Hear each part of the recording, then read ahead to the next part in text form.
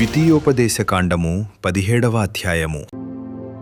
నీవు కళంకమైనను మరి ఏ అవలక్షణమైనను గల ఎద్దునే గాని గొర్రె మేకలనే గాని నీ దేవుడైన యెహోవాకు బలిగా అర్పింపకూడదు. అది నీ దేవుడైన యెహోవాకు హేయము. నీ దేవుడైన యెహోవా నిబంధనను మీరి ఆయన దృష్టికి చెడ్డదానిని చేయుచు నేనిచ్చిన ఆజ్ఞకు విరోధముగా అన్య దేవతలకు అనగా సూర్యునికైనను చంద్రునికైనను ఆకాశ నక్షత్రములలోని దేనికైనను నమస్కరించి మ్రొక్కు పురుషుడే గాని స్త్రీయే గాని నీ దేవుడైన యెహోవా నీకిచ్చుచున్న నీ గ్రామములలో దేని యందైనను నీ మధ్య కనబడినప్పుడు అది నీకు తెలుపబడిన తరువాత నీవు విని బాగుగా విచారణ చేయవలెను.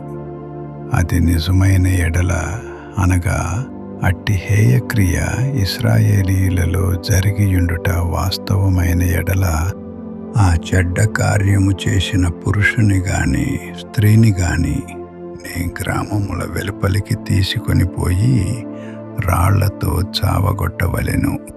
2-3 సాక్షుల మాట మీదనే చావతగిన వానికి మరణశిక్ష విధింపవలెను. ఒక్క సాక్షి మాట మీద వానికి విధింపకూడదు.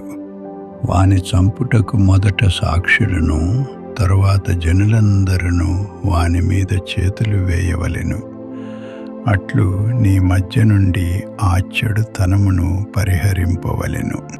హత్యకు హత్యకు, వ్యాజ్యమునకు వ్యాజ్యమునకు, దెబ్బకు దెబ్బకు నీ గ్రామములలో వివాదములు పుట్టగా వీటి భేదము కనుగొనుటకు నీకు సాధ్యము కాని ఎడల నీవు లేచి నీ దేవుడైన యెహోవా ఏర్పరచుకుని స్థలమునకు వెళ్ళి యాజకులైన లేవీయులను ఆ దినములలో నుండి న్యాయాధిపతిని విచారింపవలెను. వారు దానికి తగిన తీర్పు నీకు తెలియజెప్పుదురు.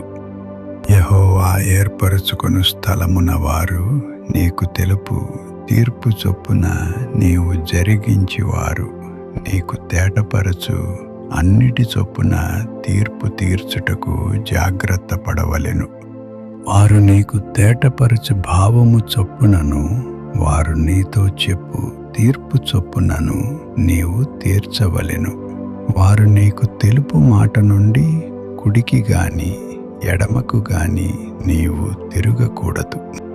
మరియు నెవడైనను మూర్ఖించి అక్కడ నీ దేవుడైన యెహోవాకు పరిచర్య చేయుటకు నిలుచు యాజకుని మాటనే గాని ఆ న్యాయాధిపతి మాటనే గాని విననొల్లని ఎడలవాడు చావవలెను.